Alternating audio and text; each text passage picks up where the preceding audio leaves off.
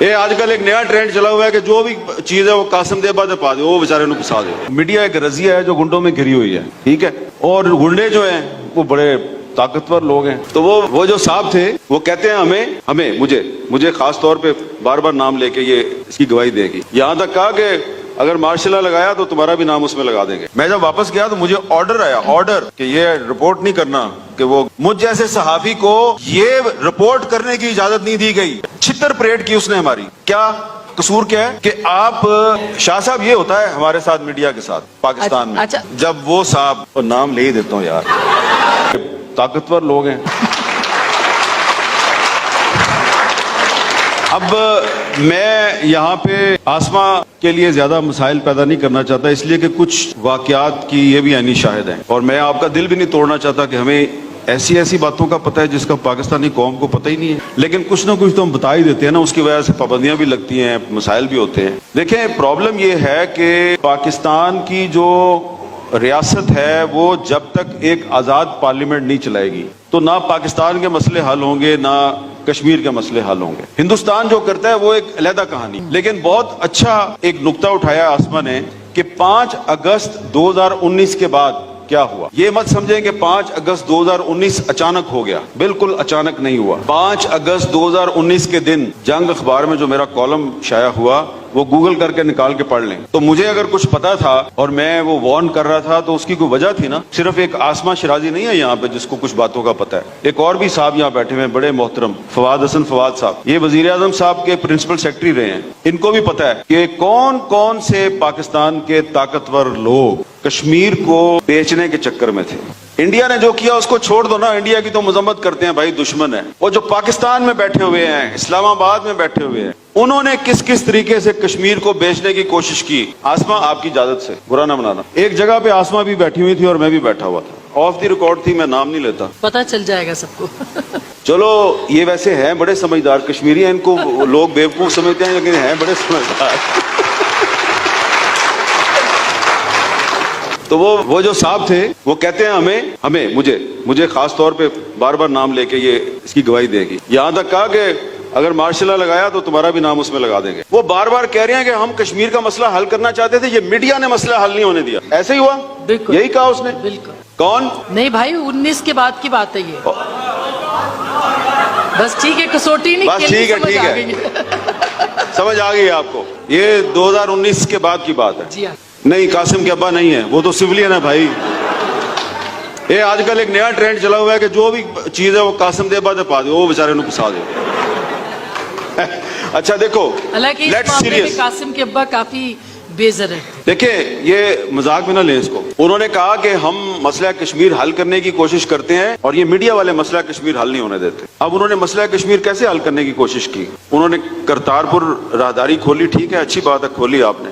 اس کے بعد انہوں نے بیک چینل کھول دیا، بیک چینل سے انہوں نے بات چیت شروع کر دی، تو اس کے نتیجے میں کیا ہونا چاہیے تھا؟ کوئی کشمیریوں کو ریلیف ملتا۔ پھر انہوں نے سیز فائر کر دیا فروری 2021 میں، اس کا کوئی ریلیف ملنا چاہیے تھا نا کشمیریوں کو۔ تو اگر آپ کو یاد ہو تو میں ان دنوں میں سیز فائر کے بعد میں وہ ہجیرا گیا، آگے گیا عباس پور، اس کے آگے میں ادھر پھرتا رہا، LOC پہ لوگوں سے بات چیت کرتا رہا۔ کو حالات مجھے کو ٹھیک نظر نہیں آئے کہ پہلے وہ انسانوں کو گولیاں مارتی تھی انڈین آرمی، سیز فائر کے بعد وہ ان کی مرغیاں، بھینسیں، بکریاں، ان کو گولی مارتے ہیں۔ میں جب واپس گیا تو مجھے آرڈر آیا کہ یہ رپورٹ نہیں کرنا کہ وہ گائے، بھینسوں اور بکریوں کو گولیاں مارتے ہیں۔ میں کہا کیوں جی؟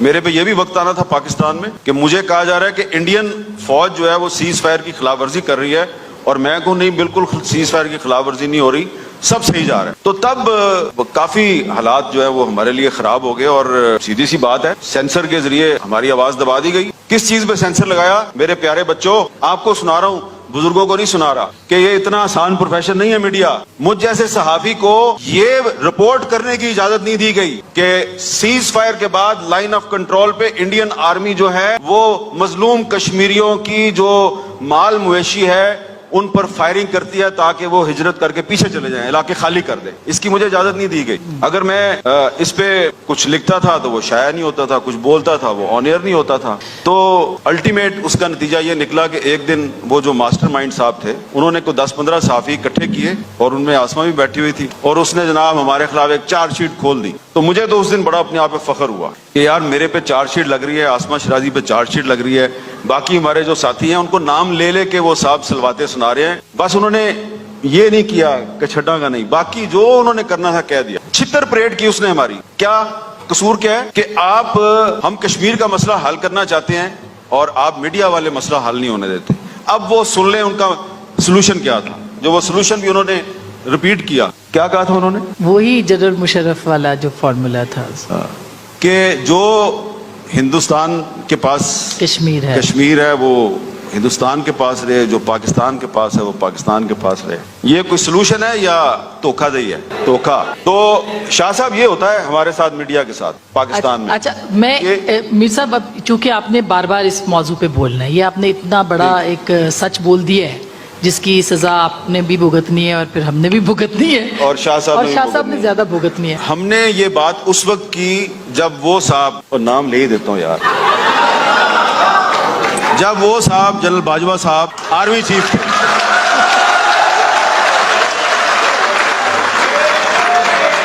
جب وہ آرمی چیف تھے, اس کے ہٹنے, آرمی چیف سے کے عہدے سے ہٹنے کے بعد بات نہیں کی. یہ ساری باتیں بھی وہ اس وقت کر رہا تھا جب اس نے وردی پہنی ہوئی تھی, اور 9 مہینے اس نے میرے پہ پابندی لگائی رکھی انہی باتوں کی وجہ سے. تو ہم اس بات پہ بلیو نہیں کرتے کہ جب کوئی بندہ چلا جائے, آفس سے چلا جائے, پھر اس پہ بات کرو. تو یہ بتانا صرف آپ کو یہ ہے کہ it's part of the game. ہم اگر صحافت کے پروفیشن میں ہیں تو ہم صرف اگر یہ کہہ دیں کہ اوہو جی آواز بند ہو گئی تھی, پابندی لگا دی تھی تو اس لیے میں نے بات نہیں کی. بات میں نے بھی کی, آسما نے بھی کی, اس کا خمیازہ بھی بھگتا, اور وہ خمیازہ بھگت کے ہم نے کوئی بڑا کام نہیں کیا. یہ ہمارا پروفیشن ہے, یہ کرنا ہے. لیکن کیونکہ آج کا موضوع یہ ہے مسئلہ کشمیر اور میڈیا کا کردار, تو میڈیا کا کردار میں نے کہہ دیا کہ اس پہ تو مجھے بالکل شرمناک ہے, لیکن حکومت پاکستان کا کردار جو ہے وہ شرمناک ترین ہے. تو علی گیلانی صاحب کا آخری دنوں میں ان کی وفات سے پہلے جو مجھے ان کا جو میسج آیا تھا وہ میں نے اس کو چھپایا نہیں کوئی بھی, میں نے اس کو میڈیا پہ میں نے نشر کر دیا تھا. وہ یہی تھا, سیدھی سی بات ہے.